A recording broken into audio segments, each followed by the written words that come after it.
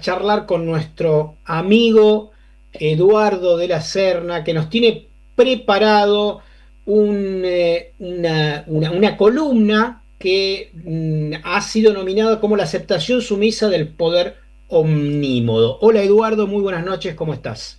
¿Qué tal, Jorge? ¿Cómo estás? ¿Cómo andamos? Y extrañando a ambos a Sandra, ¿no? Sí, sí, sí, sí. Pero bueno, a veces toca sufrir. Así es, así, pero sabemos que ha ido todo bien los estudios que ha tenido a Sandra, así que estamos muy contentos. Contanos un poquito la aceptación sumisa del poder omnímodo. Mira, te cuento, originalmente todo empezó en una clase que di la semana pasada sobre este tema que quería comentar. Brevemente te lo ubico y después vamos a la historia.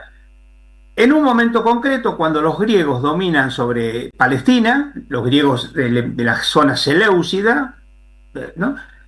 En un momento, en un acto de misericordia y compasión, amor y ternura, permiten hacer una restauración del templo y permiten que los judíos puedan dar culto libremente, ¿no? Entonces yo en un momento le pregunto a los alumnos o a los estudiantes, porque la palabra alumnos quiere decir que no tienen luz, y puede ser que alguno haya, pero en general no.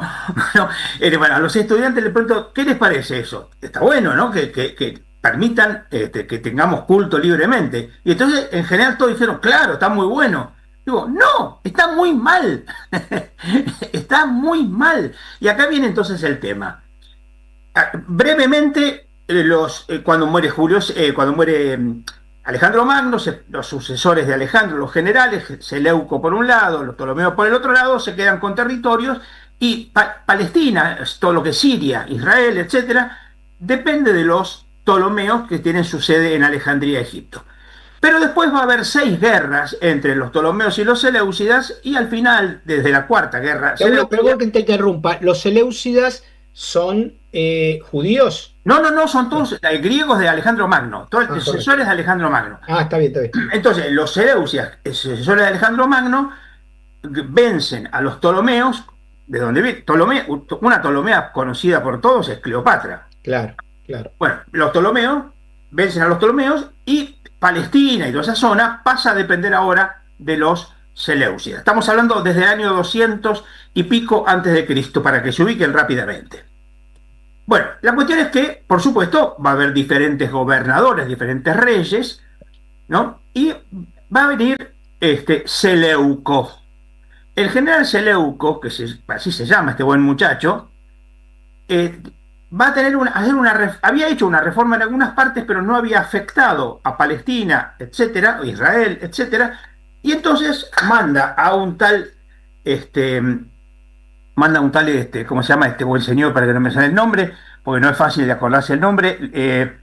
Este, Olimpiodoro, mira qué lindo nombre para acordarse, ¿no? Lo manda a Olimpiodoro a hacer una reforma y entonces va a permitir que los judíos puedan tener culto libremente. A ver, aclaremos que la cosa va a cambiar con los años y entonces va a haber la situación mucho más conflictiva todavía, donde va a haber ya directamente matanzas, masacres, que algo voy a decir en un minuto. Pero entonces, lo interesante acá es esto. El imperio permite libremente el culto, con lo cual el imperio está por encima de Dios.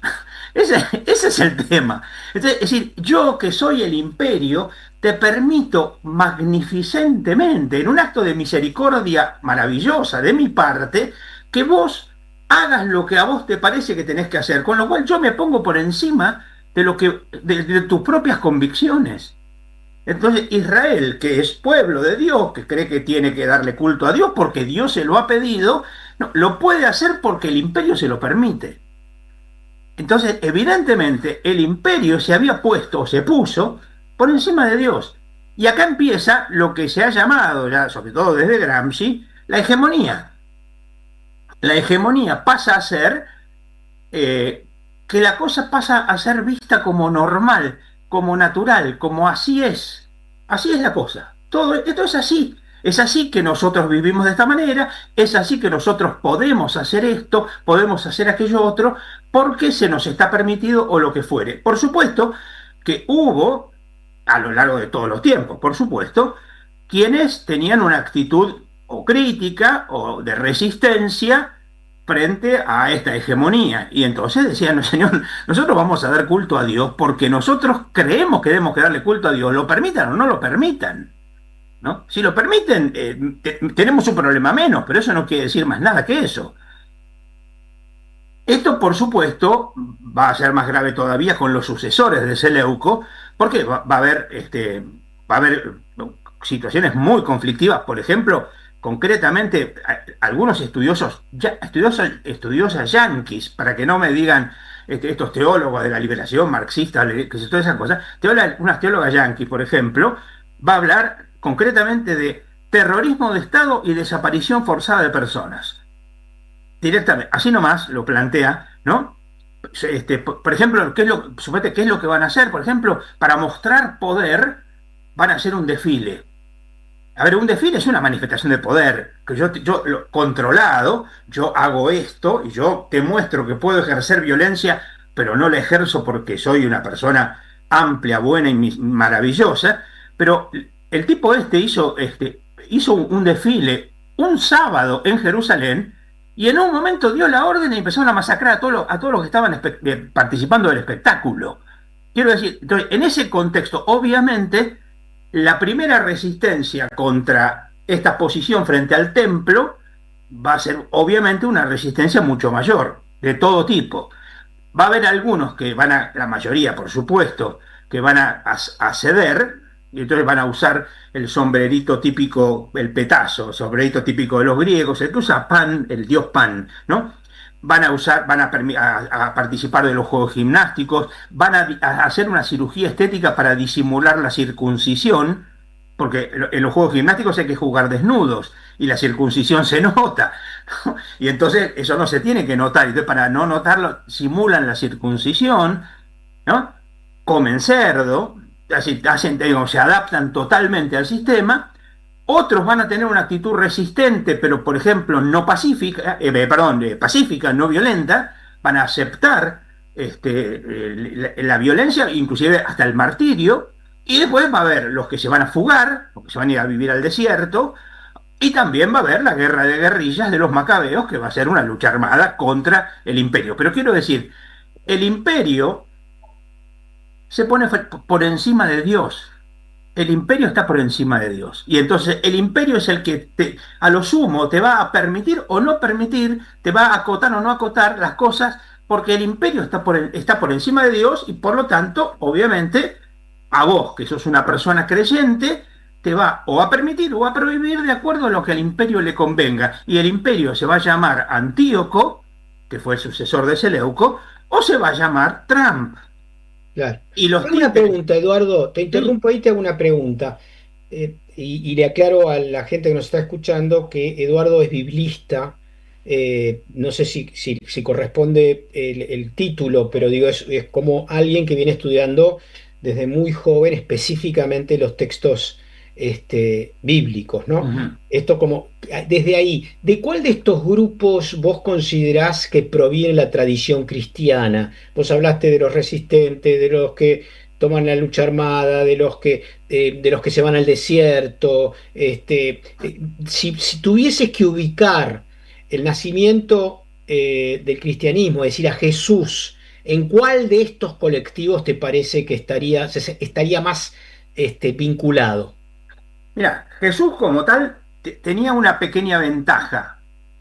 La parte, yo estoy hablando de Jesús histórico concreto, y Sí, es que Jesús no se mueve en ambiente ciudadano, se mueve en el campo, donde menos conflicto, inclusive en el momento en el que está Jesús no hay tanto conflicto, el conflicto va a venir un poco después, Jesús muere en el 30, en el 66 va a empezar el conflicto fuerte, violento, que es la guerra judía, la que va a terminar con la destrucción de Jerusalén y el templo.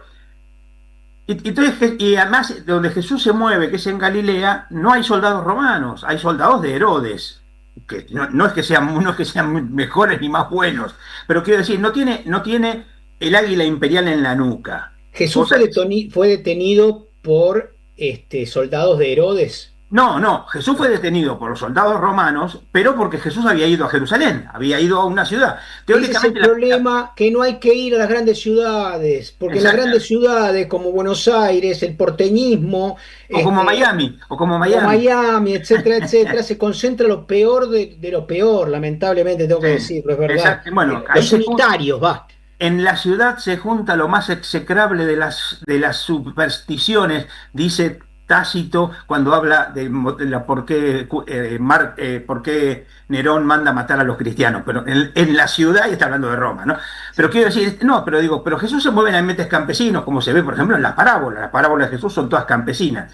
Cuando empiezan a aparecer los cristianos, ahí sí empiezan a tener conflicto. De hecho, a ver, Pablo y otros más, pero digo, Pablo va preso muchas veces, torturado muchas veces, ¿no? Más bien parecen tener una actitud de resistencia no violenta, Ujú. ¿no? Después, más adelante, va a haber algunos que van a ser también de los que se van a ir al desierto, van a ser los monjes eremitas y todas esas cosas, pero en general, en general en el cristianismo, por lo menos en los primeros siglos, no figuró la resistencia armada, ¿no? Pero Volviendo entonces al título, la aceptación sumisa del poder omnímodo, como bien vos nos contás, suele ser una derrota del alma y del espíritu humano, ¿no? De sí, pero lo que pasa someterse. es que, a ver, yo te cuento una maravillosa judía del siglo XX, que, asesinada en Auschwitz, que es una mística de la hostia, ¿no? Maravillosa. Ella cuenta, bueno, habla precisamente de todo esto, sabe que se le viene la noche, y de hecho sabe, va a estar en el campo de derivación que hay en el norte, que hay, perdón, en Holanda, que es en Westerbork. Bueno, iba a estar ahí y en un momento dice, bueno, sí, me van a decir, usted sabe que yo tengo el poder de matarla, ¿no? Y ella dice, sí, y yo tengo el poder de dejarme matar, Ujú, ¿no? Es decir, la resistencia también a veces pasa por ese lado, ¿no? ujú, ujú, Yo creo que hay una cuestión que es esa, ¿no? Digo, a ver, yo no podría juzgar a aquel tipo que para que no lo maten come carne de cerdo. ¿Quién soy yo para juzgar a un tipo que para salvar la vida come carne de cerdo? En la Biblia hay muchos textos que sí cuestionan esa actitud. ¿Por qué? Porque lo miran desde la otra perspectiva, la perspectiva de la exaltación del mártir, ¿no? Pero bueno, está bien, es razonable, es comprensible. Pero la cuestión es esta, ¿no? Digamos, hay muchos espacios de resistencia, y ¿no? Y muchas muchas, formas de resistir. sí, muchas, ¿no? Por supuesto, está la de irse al desierto, la de vivirlo en su propio lugar, la resistencia callada, silenciosa, la resistencia más explícita o hasta la resistencia armada, ¿no? Por supuesto. Y esta que estamos humildemente contribuyendo, que es la resistencia a la ignorancia que nos pretenden imponer, la resistencia al discurso hegemónico, la resistencia a la estupidización mediática. Así que bueno, No, y contribuimos también humildemente. para continuar con lo que decía vos, por ejemplo, digamos, la resistencia a ese discurso hegemónico de una economía o una teología de la prosperidad, por ejemplo, ¿no? Que digamos acá Dios te está bendiciendo, es un Dios del hegemones, ¿no? Es el Dios de la hegemonía, no es el Dios de la Biblia, no es el Dios de Jesús, no es el Dios de Moisés, no es el Dios de Abraham, no es el Dios de los profetas, no es el Dios de Pedro y Pablo. Es decir, digamos, ese Dios es un Dios que no tiene ningún problema en algún momento de decir, no, hasta acá llegamos, vos no tenés ninguna autoridad para decirme a mí que yo puedo dar culto. Doy Es culto el igual. dios del becerro, el dios del becerro de oro, ¿no? Exactamente, exactamente. Es el Dios del becerro de oro, y que si es de oro es mejor que de bronce, ¿no? Por supuesto. Así es. Bueno, Eduardo, muchísimas gracias. Un lujo tenerte como siempre, que nos ayudás a tocar vínculos históricos con el presente. Un fuerte abrazo. Bueno, y si Sandra está escuchando, le mando un abrazo. Y si no está escuchando, le mando un abrazo igual. Todo lo va a ver después, si no. Bueno, Chao. chao, Un hasta fuerte luego. abrazo, Chao, chao. Eduardo. Chao, chao. Bueno, nos vamos a una tanda, directamente y a un tema musical. En AM530 pasan muchas cosas. Y todo lo que pasa está en la red. Somos Radio AM530 en YouTube. Entérate de lo que pasa. AM530. Somos redes. Somos radio. Estudia con Idiomas 365, la plataforma de aprendizaje flexible del CUI. Aprende a tu ritmo con cursos interactivos y enfoque personalizado.